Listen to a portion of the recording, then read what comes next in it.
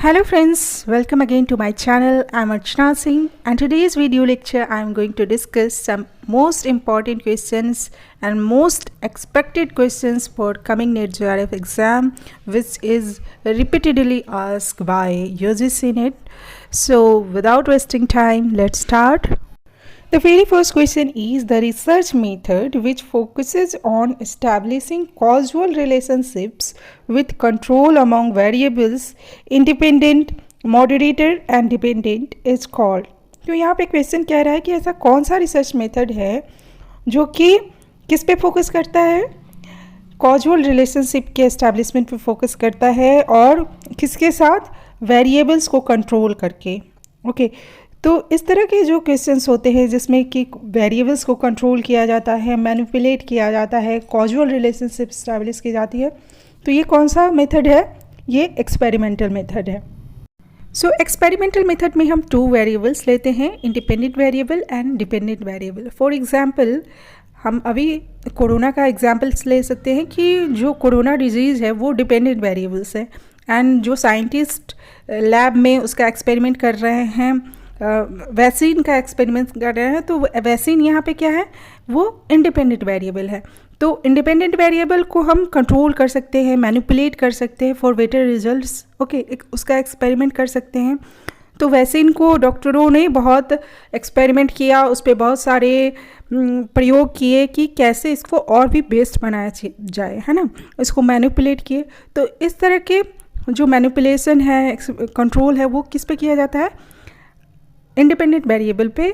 And ये दोनों जो हैं इंडिपेंडेंट वेरिएबल, मैनिपुलेशन, कंट्रोल, ये सब किसके पार्ट हैं, एक्सपेरिमेंटल मेथड के. तो आगे से जो क्वेश्चन आएगा उसका आप ध्यान रखेंगे कि ये सारे जो वर्ड्स आए तो निश्चित रूप से वो एक्सपेरिमेंटल रिसर्च का होगा. नेक्स्ट क्वेश्चन हमारा देख लेते हैं, what are the characteristics feature of the quantitative research paradigms. यहाँ पे क्वांटिटेटिव रिसर्च के फीचर्स के बारे में पूछा गया है. ओके तो ऑप्शंस देख लेते हैं. इट इज़ हाइपोथेटिक डिडक्टिव, ये डिडक्टिव होते हैं. Yes, quantitative research is deductive. Okay, deductive in nature. And qualitative research is inductive in nature. Okay, it is focused on natural setting. No, it's qualitative research which focus on natural setting, not quantitative research. Okay, it lays stress on generalization to the population characteristics. Yes, it is the characteristic feature of quantitative research that it focus on generalization to the population characteristics, and it emphasizes numeric data from a large numbers of people. And this is also the quantitative research because quantitative research is focused on numeric data, right? Option number A क्या है? It says that the literature review plays a minor role but justify the problem. No, it's not a right option. So here the right option which is features the characteristics of quantitative research is option number A, C and D. So here the right answer is option number 1. Okay, now come to the next question. Next question is, what is the usual sequence of steps in scientific method? Okay, so scientific method of research के sequence क्या हैं, किस तरह से ये sequence में हम follow करते हैं, उसके बारे में question पूछा गया है. तो options देख लीजिए. यहाँ पे पहला ऑप्शन जो है वो नहीं है, तो दूसरा ऑप्शन जो है B, felt need which is creating the problem. तो ये पहला स्टेप होना चाहिए, है कि नहीं, कि जब हम ये महसूस करते हैं कि ये जो है ये प्रॉब्लम क्रिएट कर रहा है और हमको इसका सॉल्यूशन खोजना है ना. जब हम फील करेंगे कि इससे मुझे प्रॉब्लम हो रही है तभी तो हम सॉल्यूशन खोजेंगे ना. तो पहला स्टेप क्या है कि felt need which is creating the problem. Okay, and then option number C, identify the difficulty and problem statement formulation. Okay, तो पहला तो नीड है, फील करना है, उसके बाद उस प्रॉब्लम को आइडेंटिफाई करना है.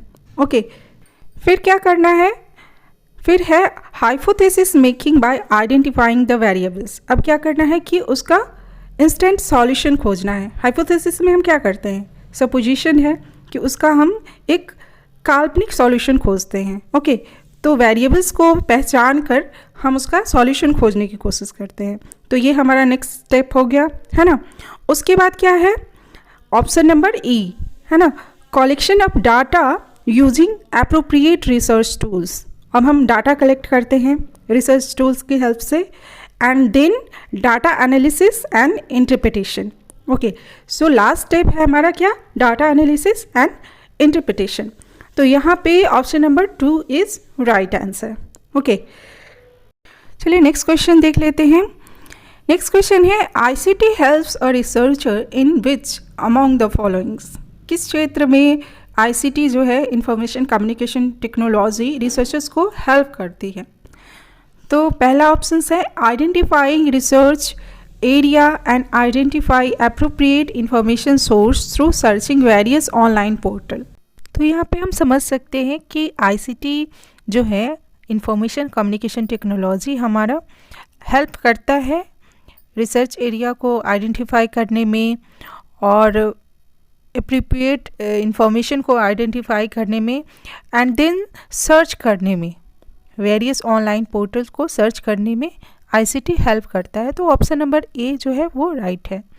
ऑप्शन नंबर बी क्या है, literature survey and critical analyse known information for further reading. Yes, it is also right option, क्योंकि आईसीटी इसमें भी हेल्प करता है लिटरेचर सर्वे में, और इसको क्रिटिकल एनालिसिस करने में, एंड फिर इंफॉर्मेशन देता है फर्दर रीडिंग के लिए। तो ये भी सही है। नेक्स्ट ऑप्शन क्या है, कलेक्शन ऑफ डाटा। तो डेफिनेटली आईसीटी डाटा कलेक्ट करने में हमारी हेल्प करता है। तो रिसर्च में आईसीटी का अभी तो सारा कुछ ऑनलाइन हो रहा है, तो बहुत हेल्प करता है ना। तो यहाँ पे राइट ऑप्शन क्या होगा, option number D. Next question is which of the following is a method of quantitative research. कौन सा मेथड जो है वो क्वांटिटेटिव रिसर्च को फॉलो करता है। Options are conceptual approach, empirical approach, structured approach और अनस्ट्रक्चर्ड अप्रोच। तो यहाँ पे राइट आंसर क्या है, structured approach. Okay, quantitative research में हम स्ट्रक्चर्ड अप्रोच को फॉलो करते हैं। ओके, क्योंकि क्वांटिटेटिव रिसर्च में क्या होता है, हम न्यूमेरिक डाटा को फॉलो करते हैं, गैदर करते हैं और उसके बेसिस पे अपना रिसर्च करते हैं। वहाँ सारा कुछ स्ट्रक्चर्ड होता है, कुछ भी अनस्ट्रक्चर्ड नहीं होता है ना। जैसे कि survey method has a structured approach and it is a part of quantitative research. Okay, यहाँ पे हम कुछ अपने मन से नहीं कहते, अपनी फीलिंग्स को नहीं व्यक्त करते हैं ना। जो भी डाटा कहता है उसके आधार पे हम अपने रिसर्च को फॉलो करते हैं। तो यहाँ पे सारा कुछ स्ट्रक्चर्ड होता है। Questionnaire is also a part of quantitative research. Okay, qualitative research में किस अप्रोच को हम फॉलो करते हैं, अनस्ट्रक्चर्ड अप्रोच को। For example, interview method is a part of qualitative research and it has an unstructured approach. क्यों? क्योंकि for example हम लेते हैं कि एक अभिनेता का इंटरव्यू लेते हैं, फिल्म के हीरो का इंटरव्यू लेते हैं, हम उनसे पूछते हैं कि आपकी सबसे अच्छी मूवी कौन सी है। तो जब हीरो ने बताया कि मुझे ये अपनी मूवी अच्छी लगती है, मुझे मेरी सारी मूवी में ये मूवी बहुत पसंद है, तो हम उनसे अगेन पूछते हैं कि इसमें क्या ख़ास बात है कि जो आपको यही मूवी पसंद है और सब नहीं पसंद है। तो हीरो के आंसर के अनुसार हम अपना क्वेश्चन फिर से क्रिएट कर लेते हैं, है ना। हमने कोई क्वेश्चनेयर नहीं बनाए रखी है क्वेश्चन के कि इसके बाद मुझे ये पूछना है। हम उस इंटरव्यू में जो हीरो हैं उनके आंसर के अनुसार क्वेश्चन क्रिएट कर लेते हैं। तो यहाँ पे हम क्या फॉलो कर रहे हैं, अनस्ट्रक्चर्ड अप्रोच। ओके, तो क्वालिटेटिव रिसर्च में हम अनस्ट्रक्चर्ड अप्रोच फॉलो करते हैं एंड क्वांटिटेटिव रिसर्च में एक स्ट्रक्चर्ड अप्रोच फॉलो करते हैं। तो इतना आपको ध्यान में रखना है कि एग्ज़ाम में आप क्वेश्चन को सॉल्व कर पाएँ। ओके, नेक्स्ट क्वेश्चन देख लेते हैं। नेक्स्ट क्वेश्चन जो है असर्शन रीजन के क्वेश्चंस है। असर्शन है action research is basically a type of applied research emerged during the 1940s। Assertion क्या कह रहा है कि एक्शन रिसर्च जो है वो किसका पार्ट है, अप्लाइड रिसर्च का पार्ट है, टाइप है, एंड ये कब इमर्ज हुआ था, during the 1940। Okay, and reason क्या कह रहा है, रीज़न कह रहा है कि action research employees investigative and analytical research method to evolve practical solutions to any given problem based research. तो यहाँ पे रीजन क्या कह रहा है कि action research investigative and analytical research method employs करता है, किस लिए? To evolve the practical solution of any problem based research.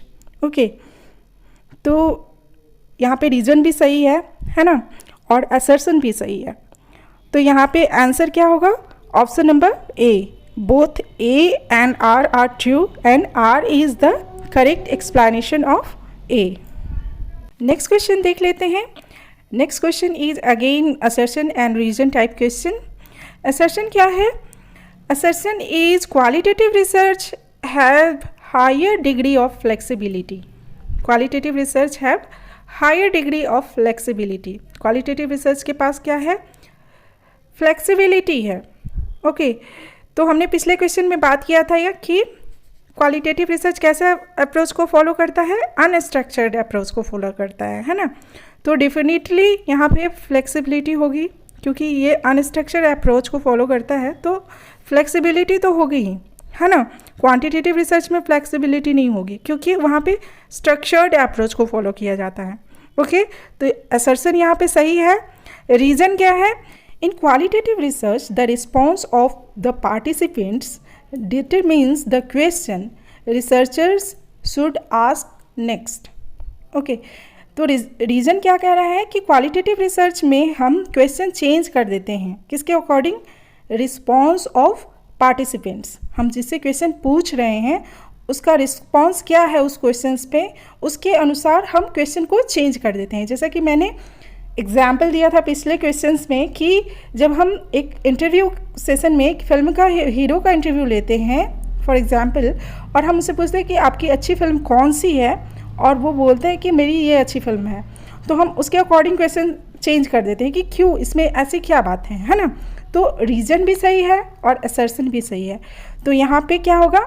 Both A and R correct and R is the correct explanation of A. तो यहाँ पे answer क्या होगा? Option number A. Next question है which one of the following represents the correct order of sequence for reading skills in context of research. कौन सा sequence सही है रीडिंग स्किल की रिसर्च के कंटेक्स्ट में? तो यहाँ पे राइट आंसर है option number 4. Okay, first one is survey, then question, then read, then recall and then review. Okay, so right answer is option number 4. Next question is a research scholar while finally reporting the research results in the form of a thesis acknowledges the support of his/her supervisor in the preface. This will be treated as, and here the right answer is option number 4, part of ethically. Next question है कि in case of population of research is heterogeneous in nature which of the following sampling technique will ensure. Okay, तो अगर research population जो है वो heterogeneous हो, विभिन्न बहुजातीय हो, विषम हो, तो हम कौन सा सैम्पलिंग मेथड को यूज करेंगे? ओके, तो यहाँ पे कौन सा मेथड यूज करेंगे?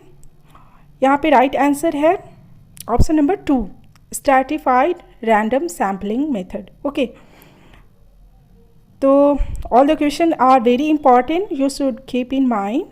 Okay, next question है कि a college teacher does research with a view to depict the reality situations relating to home conditions of student and hostels provided for.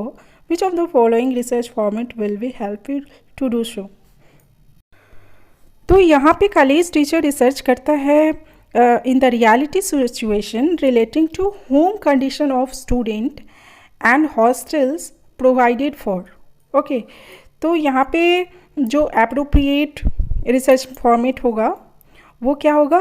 Option number 3, participant observation based research यहाँ पे appropriate होगा.